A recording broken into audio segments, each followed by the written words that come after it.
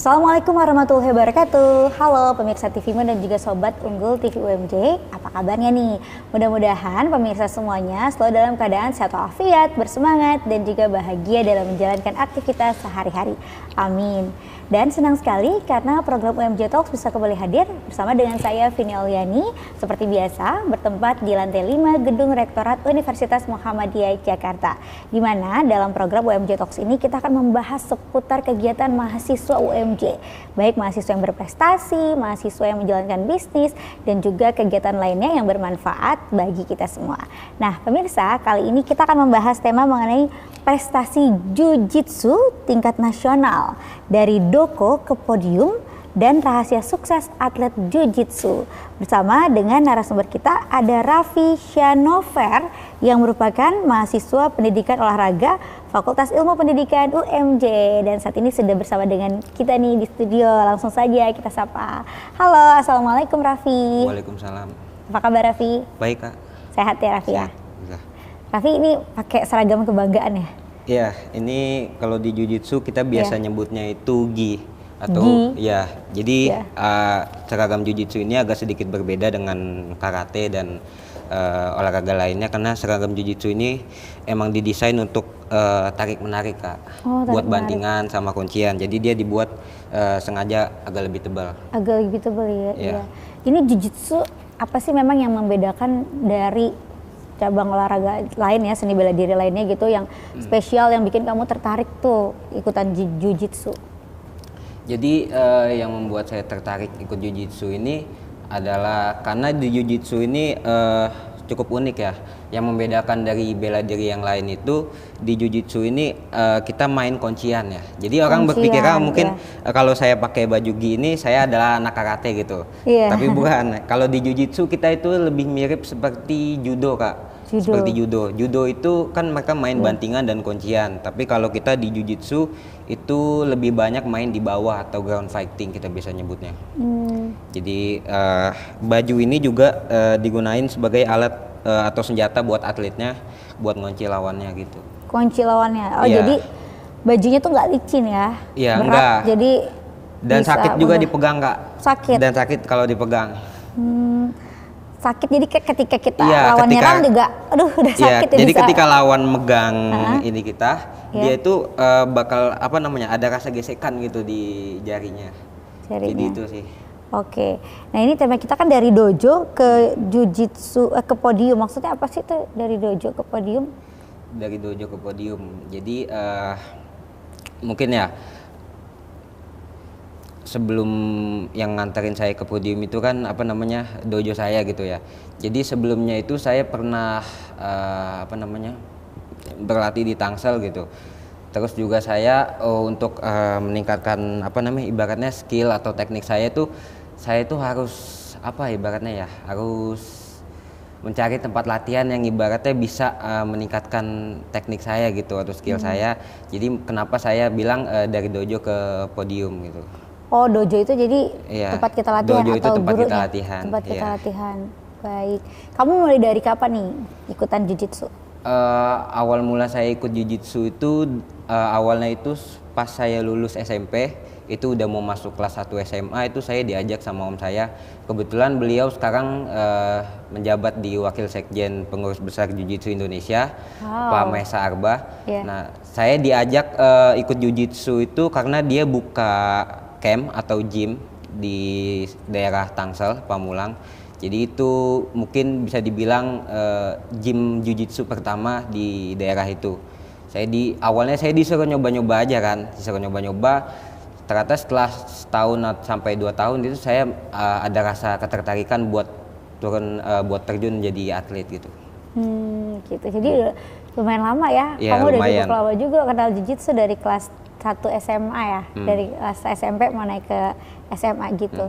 Apa sih yang menarik dari Jiu-Jitsu tuh yang kamu suka gitu gerakannya? Karena gimana ya, di Jiu-Jitsu itu minim pukulan Kak. Minim pukulan. Jadi nggak melukai ya? Iya, nggak melukai. Jadi di Jiu-Jitsu itu ya gaya-gaya mainnya tuh mirip seperti gulat lah. Cuman Mungkin yang menyakitkan dari jujitsu itu mungkin paling ini aja dari kuncian atau patahannya gitu. Nah dari situ kan kita bisa ibaratnya bisa kasih tanda buat menyerah juga kan. Jadi kita tahu lah batasan kita itu sampai mana gitu sakitnya. Jadi, tapi titik-titik apa aja emang yang diserang atau menjadi titik-titik kunciannya itu loh? Untuk titik yang diserang itu ada leher, terus tangan, pokoknya titik-titik sendi kita ini seperti lutut, ankle, pinggang pun juga itu menjadi titik sasaran gitu loh buat kita kunci. Entah itu bentuknya patahan atau itu patahan bentuknya di tangannya di iya atau jadi. itu bentuknya kayak cekikan cuk gitu. Tapi tidak sampai hanya melumpuhkan, tapi tidak sampai menyakiti atau gimana? Enggak, jadi dia cuman sampai ibaratnya sesak aja gitu, sampai sesak aja. Gitu. Lawannya juga bisa kasih tanda buat nyerah, jadi nggak sampai menyakiti gitu. Oke, baik. Jadi kalau di UMJ ini Jujitsu ada UKM-nya? Nah, kalau di UMJ ini belum ada UKM Jujitsu, tapi di Universitas Muhammadiyah lain itu sudah mulai ada Kak. Di Universitas Muhammadiyah lain itu setahu saya UMS, Universitas Muhammadiyah Surabaya, sama satu lagi Universitas Muhammadiyah Ponorogo itu udah mulai ada UKM Jujitsunya. Jadi mungkin saya melihat ada peluang gitu di UMJ ini. Kalau bukan saya yang mulai siapa lagi gitu kan. Betul. Untuk ngasih prestasi ke UMJ lewat cabang olahraga Jujitsu ini gitu. Iya. Jadi selama ini kamu latihannya mandiri? Saya latihannya mandiri Kak di luar. Di luar. Kebetulan pelatih saya itu juga mantan pelatih timnas pas Asian Games kalau nggak salah yang di Indonesia itu yang 2018 ya. Kalau nggak salah dia Prof. Julistian Amadin. Saya sengaja dari Pamulang jauh-jauh ke Kemang itu nyari tempat latihan gitu ke tempat beliau karena saya tahu kan beliau mantan pelatih timnas, makanya mungkin 3 bulan atau 2 bulan sebelum tanding ini saya latihan di tempatnya beliau gitu buat mempersiapkan tanding yang kemarin gitu. Baik, tanding apa tuh yang kemarin dalam rangka pertandingan apa? Kalau tanding yang kemarin itu jadi Universitas Tarumanegara itu ngadain pertandingan Kak untuk mahasiswa dan pelajar. Jadi itu tingkatnya itu terbuka nasional gitu. Jadi saya itu awalnya bermain di usia 19. Cuman karena mungkin pesertanya yang nggak begitu banyak, saya jadi dicampur sama yang dewasa gitu. Jadi saya main di kategori kelas 56 kg. Alhamdulillahnya kemarin dapat juara 2 lah. Dapat juara 2, alhamdulillah. Selamat ya. Selamat, dan ini juga ada banyak banget nih pialanya nih. Nanti boleh diceritain ya, tapi kita lihat dulu nih pesan-pesan yang berikut ini. Kembali lagi dalam UMJ Talks, kali ini kita bincang-bincang nih, talking tentang Jujitsu bersama dengan Raffi. Raffi, kita lanjutin lagi nih ya Raffi ya. Raffi, jadi Jujitsu ini nih sebenarnya seni bela diri dari mana sih Raffi? Jadi Jujitsu ini sebenarnya seni bela diri dari Jepang Kak awalnya. Jadi Jujitsu itu kalau diceritain dari guru-guru saya dulu ya, Jujitsu itu awal mulainya itu dari zamannya samurai gitu kan. Jadi kalau misal mereka main jarak dekat ibaratnya ya, udah tempel-tempelan badan, mereka itu kan nggak bisa ibaratnya nonjok gitu kan. Kalau nonjok itu pasti kena pelindungnya kan. Jadi mereka itu dulu main bantingan sama kuncian gitu. Jadi mungkin diadaptasi lama-lama jadi olahraga. Jadi mereka mulai pakai kimono, terbentuklah Jujitsu Jepang gitu. Nah, jadi Jujitsu itu juga terbagi menjadi 2 Kak sebenarnya. Ada yang dari Jepang sama ada yang dari Brazil. Jadi kalau Jujitsu yang dari Brazil ini dia lebih mengadaptasi dari judo sama Jujitsu Jepang juga. Cuman Jujitsu Brazil ini dia lebih fokus ke sportnya itu atau ke olahraganya. Jadi setiap atlet Jujitsu baik itu Jujitsu Jepang maupun dari Jujitsu yang lainnya itu pasti ibaratnya latihannya sebelum tanding itu ke Brazilian Jujitsu dulu. Ke Jujitsu yang Brazil karena dia lebih fokus untuk main di bawah gitu. Oh, jadi di bawah dengan kaki ya, lebih fokus ke kaki. Iya, dengan kaki gitu, kuncian. Jadi mungkin bisa dibilang mereka nggak belajar pukulan tapi lebih fokus belajar main di bawah atau bergulatnya gitu. Berarti lebih sulit Jujitsu Jepang?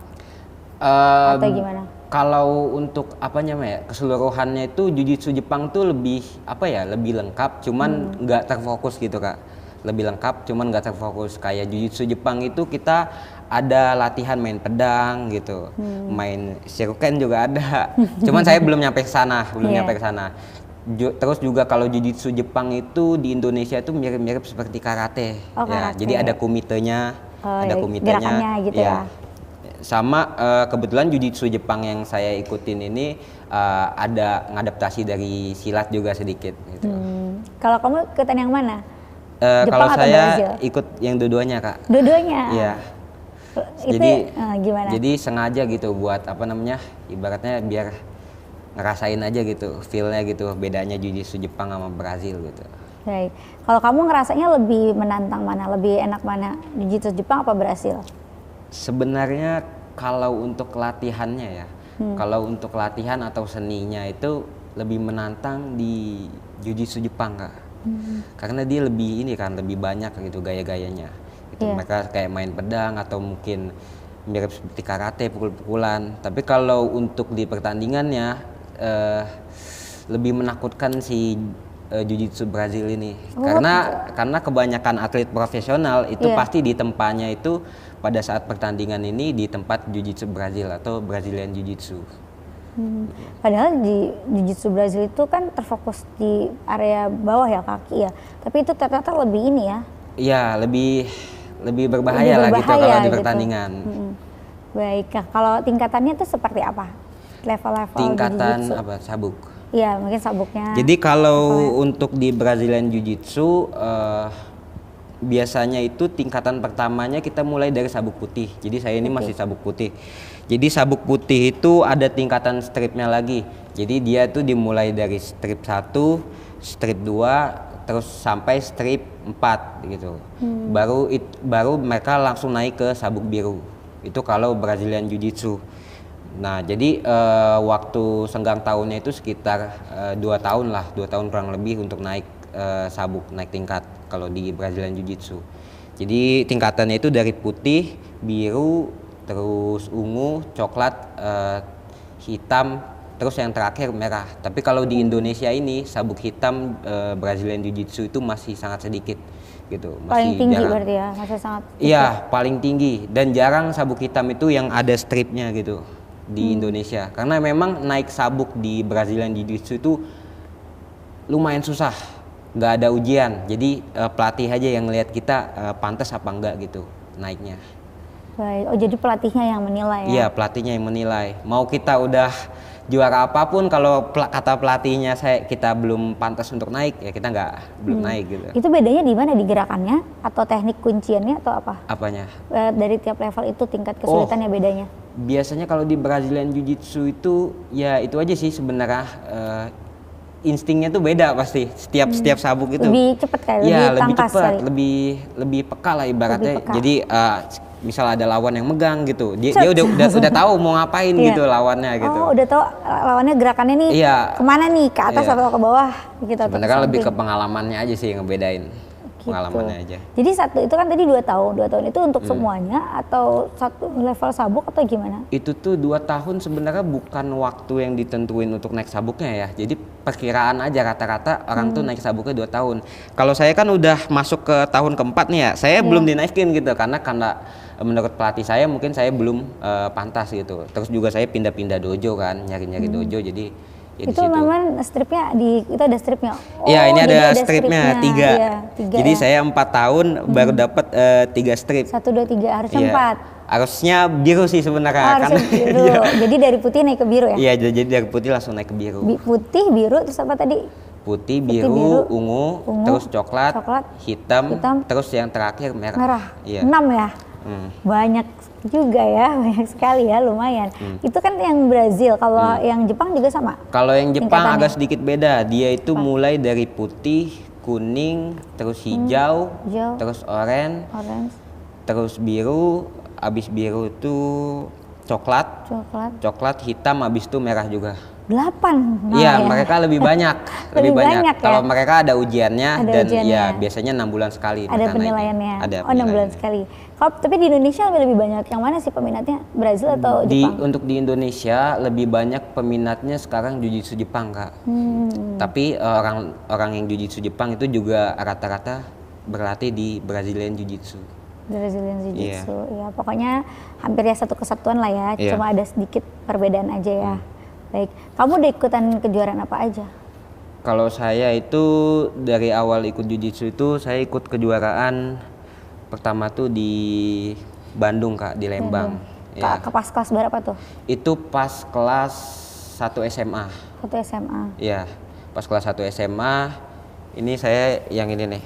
Ini ikut kejuaraan di Lembang. Wow. Terus pas kelas 2 SMA. Juara berapa tuh? Ini juara pertama Kak, medali emas. Iya, itu tingkat terbuka nasional juga. Iya. Terus yang kedua itu saya kebetulan kan di SMA 6 itu saya diajak untuk menjadi atlet Tangerang Selatan. Saya sempat ikut gulat juga Kak. Sempat ikut gulat. Jadi saya waktu itu ada pekan olahraga pelajar. Ini saya menjuarai juara 3 di Banten. Ya, terus yang ini? Kalau yang ini yang putih ya? Yang ini nih ini jadi ada salah satu gym di Jakarta namanya Warrior. Kebetulan yang punyanya itu yang ngadain One Pride. Yang ngadain One Pride nama gymnya itu Warrior. Ini saya iseng-iseng aja ikut. Ini medali ini silver. Terus yang terakhir ini sempat saya ajuin juga untuk beasiswa saya masuk UMJ. Ini Agustus tahun 2023 ini medali emas di kejuaraan Jiu-Jitsu antar klub terbuka gitu. Jadi ini hitungannya nasional juga. Nasional ya? Medali emas juara 1 berarti ya? Iya. Ini 2023 baru? Iya, baru kemarin. 2023. Ini yang saya ajuin buat untuk masuk beasiswa juga. Beasiswa, oke, baik. Keren banget kamu, medalinya alhamdulillah dari Jiu-Jitsu ini sudah banyak prestasi yang bisa diraih ya. Dan kita akan lanjut lagi bahas tentang Jiu-Jitsu, tapi kita simak dulu nih yang berikut ini. Pemirsa, terima kasih masih bersama kami dalam UMJ Talks. Kita lanjut kembali membahas mengenai Jiu-Jitsu bersama dengan Raffi. Nah, Raffi tadi keren banget nih, ada 4 dan ini yang paling besar nih ya, pialanya yang terbaru ya, tahun 2023 yang menghantarkan Raffi dapat beasiswa untuk kuliah di UMJ ini. Alhamdulillah ya Raffi ya. Berarti Raffi sekarang ini masuk tahun pertama ya? Tahun kedua. Masuk tahun pertama. Iya. Oke, nah ini juga ada nih Raffi nih, Tugu Pamulang. Ini apa nih Raffi, Tugu Pamulang? Jadi kalau Tugu Pamulang ini apa namanya, jadi waktu itu Wali Kota Tangsel itu ngundang, jadi ada suatu acara untuk pelajar SMA yang berprestasi itu dikasih sama beliau itu penghargaan. Jadi penghargaan Wali Kota Tangerang Selatan yang dikasih sama Dispora. Gitu kan. Dan kamu terpilih ya, alhamdulillah ya. Kalau selama kamu kuliah, ikutan apa tuh, perlombaan apa? Kalau selama di UMJ ini baru yang kemarin itu kan, jadi saya ngelihat ya Universitas Tarumanegara itu kan ngadain pertandingan antar mahasiswa dan pelajar ya. Itu terbuka itu untuk nasional, bahkan untuk yang internasional pun boleh ikut kalau misal mereka mau ya. Tapi kemarin tuh baru nasional doang. Jadi baru itu aja sih Kak paling, karena saya ngelihat ada peluang kan di Universitas Tarumanegara, siapa tahu saya bisa bawa nama UMJ. Kemarin saya ngajuin ke Kaprodi, bisa nggak kira-kira saya ini di Jiu-Jitsu bawa nama UMJ. Kata beliau, kata Pak Dr. Dobi Perlindungan, ngomong saya bisa, katanya kamu bawa nama UMJ, saya dikasih ya kayak bantuan lah segala macem. Alhamdulillahnya. Ya. Juara berapa tuh? Yang juara 2, alhamdulillah kemarin. Alhamdulillah ya. Bisa lah pasti, UMJ akan senang sekali nih kalau mahasiswanya nih berprestasi mewakili UMJ. Jadi total ada berapa medali nih atau kejuaraan yang pernah kamu ikutin?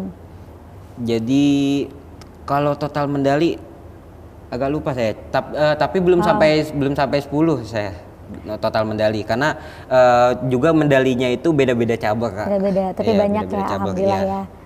Baik. Dari situ apa sih pengalaman berharga yang kamu dapatkan, kesan-kesan dengan kamu ikut Jiu-Jitsu ini dan jadi berprestasi juga di dalamnya gitu? Pengalaman ya. Jadi pengalaman yang saya dapetin tuh paling apa ya? Kayak ini aja sih paling. Sebenarnya tuh saya dulu tuh nggak suka bela diri ya Kak. Cuman karena diajak gitu kan, saya tuh sebenarnya takut sama yang namanya berantem gitu. Cuman semenjak saya kenal Jiu-Jitsu ini, ya apa ya, ibaratnya tuh mental kita tuh lebih terlatih gitulah gitu. Jadi lebih mentalnya lebih terlatih ya, lebih berani ya. Tapi pernah nggak kamu dengan skill kamu di Jiu-Jitsu ini benar-benar kamu pernah misalnya kamu gunain keahlian itu karena kamu diganggu orang atau apa gitu? Eh, alhamdulillahnya belum pernah sih. Alhamdulillah belum pernah. Karena gini Kak, kita itu kalau di bela diri itu gimana ya? Semakin kita paham tentang bela diri itu, semakin kita menghindari yang namanya pertarungan, khususnya di jalanan ya. Pertarungan jalanan. Karena kenapa? Karena kita itu semakin tahu bahayanya apa aja sih gitu. Iya. Bahayanya apa aja, bisa aja lawan kita bawa senjata, bisa aja lawan kita itu bawa temen atau bawa pasukan segala macam kan. Terus juga kalaupun kita yang menang gitu melawan apa namanya yang kita hadapin, itu apa nggak kena konsekuensi, apa nggak dia nyantar kenapa-napa. Jadi Kasihan, kita iya. jadi kita mikir 2 kali juga buat ibaratnya ngegunain bela diri ini gitu. Jadi lebih baik pesan saya mungkin buat teman-teman ya, kalau misalkan apa namanya kalian terjebak gitu di pertarungan jalanan gitu kan, atau punya masalah di jalanan, lebih baik dihindarin ya, karena bela diri terbaik pada saat di jalan itu adalah lari, Lari. bukan dihadapin bukan dihadapin, adalah lari atau enggak diem aja. Tuh. Jangan dihadapin. Semakin kita paham bela diri, semakin kita tahu bahayanya gitu, apa aja yang akan kita hadapin gitu. Ya. Jadi feelingnya adalah, pesannya adalah justru dengan ikutan jujitsu ini jadi lebih bisa mengontrol diri ya, mengontrol diri, nggak cepet emosian, nggak cepet terpancing juga ya. Baik, kamu selain jujitsu ini ikut organisasi lain apa? Untuk organisasi di kampus, saya ini ikut LSO olahraga FIP UMJ. Jadi LSO olahraga ini lembaga semi otonom. Jadi dia ini yang ibaratnya apa ya, di bawah BEM lah, yang ibaratnya kalau di sekolah tuh mirip-mirip kayak eskul lah, yang ngurusin eskulnya di Fakultas Ilmu Pendidikan gitu. Jadi itu aja sih kalau yang di kampus, saya ikut LSO olahraga. Masih relate ya, Iya. kalau memang suka olahraga ya? Iya, memang suka olahraga. Jadi kenapa saya mau gabung di LSO olahraga tuh karena mungkin dari sini gitu saya bisa nyalurin bakat saya ataupun cabang olahraga saya ke LSO olahraga, karena emang untuk tugasnya mahasiswa itu di LSO olahraga tuh buat menampung yang kayak gitu Kak, buat mahasiswa yang Baik. berprestasi. Iya, memang nanti kamu rencananya cita-citanya mau jadi apa sih dari sini selesainya dari UMJ juga? Setelah UMJ, sebenarnya tuh dari dari SMA itu saya, misal saya kuliah gitu, pas lulusnya itu saya udah nargetin untuk insya Allah ya ini Iya. PAPK sih Kak, atau perwira karir. Biasanya di TNI itu kan ada lulusan sarjana, jadi saya ngincernya ke sana gitu. Sana ya. Tapi kamu sudah merancang ya, sudah latihan dengan ikutan Udah, jujitsu jadi, dari sekarang gitu. Iya. Baik. Nah, cara kamu mengatur waktu juga gimana? Atau memang relate? Pelajaran kan pendidikan olahraga ya? Iya. Dengan kamu ikutan jujitsu, ikutan tadi juga LSO olahraga organisasi. Iya. Ya. Jadi untuk cara mengatur waktu itu sebenarnya gimana ya? Mungkin karena ini pengalaman pertama saya gitu ya, apalagi saya jadi atlet itu juga baru SMA kelas 1, dan juga saya baru mulai mau aktif lagi nih di perkuliahan ini nih menjadi atlet. Jadi mungkin saya agak sedikit ada kesulitan lah gitu buat ngadepin kayak misal ngebagi waktu untuk kuliah, ngebagi waktu untuk berorganisasi, bagi waktu untuk latihan. Jadi agak sedikit berantakan lah di semester pertama atau semester kedua ini. Tapi saya udah sekarang ini udah nyusun gitu lah, gimana caranya itu biar saya itu kuliah saya nggak keganggu, biar gimana caranya saya bisa tetap ikut organisasi dan saya bisa tetap aktif di dunia atlet gitu. Jadi kayak dibikin jadwal gitu aja Kak, paling Kak. Bikin jadwal Iya, untuk dibikin jadwal. menyiasatinya ya. Iya. Baik. Kalau pengalaman kamu kuliah di UMJ nih gimana komentar kamu? Pengalaman saya kuliah di UMJ. Sebenarnya tuh saya sebelum masuk UMJ ini saya sebenarnya tuh nggak ada niatan untuk masuk UMJ pada awalnya ya, pas lulus kuliah. Saya itu sempat daftar di UIN sama UPN. Malah saya mau daftar mandiri di UNJ. Olahraga juga, cuman karena kata orang tua kejauhan gitu kan UNJ, jadi saya mikir lagi pengennya sih tadi gap year gitu kan, nggak kuliah dulu, pengennya fokus di atlet. Cuman kata orang tua saya, kamu masuk pendidikan olahraga aja di UMJ ada, ya, disaranin sama guru SMA saya juga, makanya saya ibaratnya pengen lah gitu masuk UMJ. Baik, setelah kamu masuk UMJ ini manfaat apa nih yang kamu rasakan terkait juga dukungan untuk mengembangkan dunia atlet di jiu-jitsu?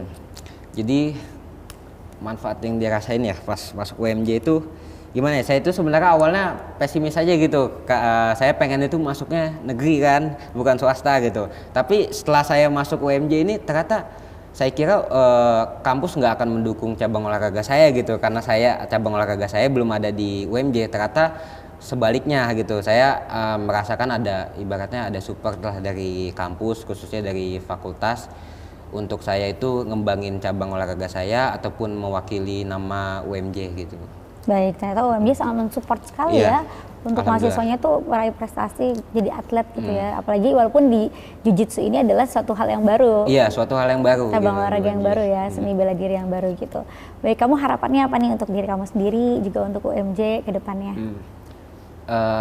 Harapan saya sih gimana ya? Saya tuh pengen sih di pertandingan selanjutnya tuh lebih banyak membawa nama UMJ khususnya ya. Nama Muhammadiyah, khususnya juga nama Fakultas Ilmu Pendidikan. Jadi semisal UMJ nanti ingin memberikan support atau dukungan lagi kepada saya di setiap pertandingan saya, pasti akan saya bawa nama UMJ. UMJ, baik. Oke, terakhir juga dipesan-pesan nih buat teman-teman biar tetap bisa semangat juga menjalani dan meraih apa yang diimpikan, dicita-citakan. Buat teman-teman gini ya. Jadi apapun yang kalian lakukan gitu, selama itu positif dan baik buat kalian gitu, lakuin aja gitu. Jadi jangan pernah ragu gitu, ibaratnya sama potensi diri yang kita milikin gitu loh. Jadi kalau mungkin kalian itu sebelumnya merasa, wah saya ini nggak punya bakat, saya ini nggak punya apa-apa gitu lah, ya berarti kalian harus ngerubah diri kalian sendiri gitu loh. Jadi kalau bukan kalian yang ngerubah diri kalian sendiri, siapa lagi gitu loh. Karena kan saya pernah dengar juga pesan bahwa Allah tuh nggak bakal ngubah suatu kaum kecuali kaum itu mengubah dirinya sendiri gitu loh. Jadi kalau bukan kita sendiri yang mulai, ya siapa lagi gitu. Baik, terima kasih Raffi, atlet Jiu-Jitsu dari UMJ. Terima kasih dan juga sukses selalu. Terima kasih untuk sharing-sharingnya. Dan juga pemirsa TVmu serta Sobat Unggul TV UMJ, alhamdulillah tadi kita sudah mendengarkan sharing-sharing Raffi, atlet Jiu-Jitsu dari UMJ. Betapa menarik sekali seni bela diri dan juga cabang olahraga yang Raffi geluti ini, mudah-mudahan bermanfaat untuk kita semua. Tidak terasa, tiba waktunya saya Vini Alyani bersama dengan Raffi, juga seluruh kerabat kerja yang bertugas, kami mohon pamit undur diri. Jangan lupa untuk saksikan UMJ Talks hanya di TVmu. Wassalamualaikum warahmatullahi wabarakatuh.